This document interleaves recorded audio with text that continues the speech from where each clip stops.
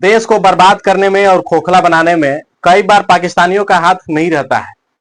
कुछ ऐसे भी अधिकारी हैं हमारे धरती पर और हमारे मतलब भारतवर्ष में कि कम सैलरी होने के बाद भी करोड़ों रुपए रख लेते हैं अपने घर पर, या फिर अपने पड़ोसियों को दे देते हैं, या फिर अपने रिश्तेदारों को दे देते हैं, या फिर अपने हितनाथ साथी संगाती सब में बांट देते हैं। हाँ, ये खबर है कानपुर का, जहां पर ये व्यक्ति जो है डीएसपी थे, डीएसपी पद पर थे, लेकिन जब ये शुरुआत में जब इनकी नौकरी लगी उस टाइम पर ये दरोगा थे, उप निरीक्षक थे कानपुर के, और लगभग 10 साल रह गए। 10 साल में करीब बताया जा रहा है कि 100 करोड़ से अधिक मतलब कि धन इकट्ठा कर लिए है। इनका सैलरी कितना होता है वो हम बताएंगे, और इतना पैसा इकट्ठा इन्होंने किया कैसे वो भी हम इस वीडियो में आज खुलासा करेंगे। अगर वीडियो हमारा अच्छा लगता होगा तो शेयर जरूर करिएगा, और हाँ, अगर आप चैनल पर नए हैं तो सब्सक्राइब जरूर कर लीजिएगा चैनल को। ठीक है, आगे बढ़ते हैं वीडियो में। शुरुआत में अगर इनकी सैलरी देखी जाए तो लगभग कितना था कि 56,100 रुपए, इतना मतलब स्टार्टिंग पॉइंट होता है डीएसबी की। अब ये जो अमाउंट है, ठीक है, 56,100 रुपया अमाउंट होता है, और इसमें भत्ते जोड़े जाता है। महंगाई भत्ता, जिस रूम में रहते हैं उसका मतलब, अगर प्राइवेट रूम में रहते हैं तो भाई उसका रूम भत्ता हो गया, गाड़ी का भत्ता हो गया, पेट्रोल भत्ता हो गया, तमाम भत्ते होते हैं इन लोगों के लिए। गरीब जनता के लिए कोई भत्ता भुत्ती कुछ नहीं होता है, केवल मतलब जो करोड़ों रुपए की घोटाला करे उसको सारे भत्ते दिए जाता है।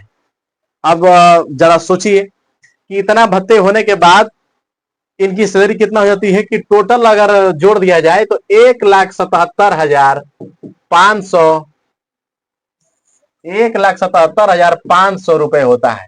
कितना? एक महीने की सैलरी 1,77,500 सैलरी होता है, मतलब एक महीने की। अगर मतलब एवरेज जोड़ दिया जाए, अगर टोटल 12 महीने की, 21,30,000, कितना? 30,000, इतना होता है पूरे एक साल में। 21,30,000। ये व्यक्ति जब से जुड़े हैं तब से लेकर मैं इनका एक पूरा कैलकुलेट ही कर देता हूं कि कितना मतलब अगर सैलरी पाए होंगे तो कितना होगा। अब मल्टीप्लाई कर लीजिए कि 1998 में इनका मतलब लगा था। कितने में? 1998 में इनकी नौकरी लगी थी। तब से लेकर अब तक लगभग 27 साल हो चुके मान ले। अब इसमें गुणा कर लीजिए कितने से? 27 साल से। इससे अगर गुणा करेंगे तो टोटल हो जाएगा कितना कि 5 करोड़ लगभग 75 लाख और कुछ और समथिंग होगा। ठीक है, 5,75,00,000 टोटल अमाउंट होता है।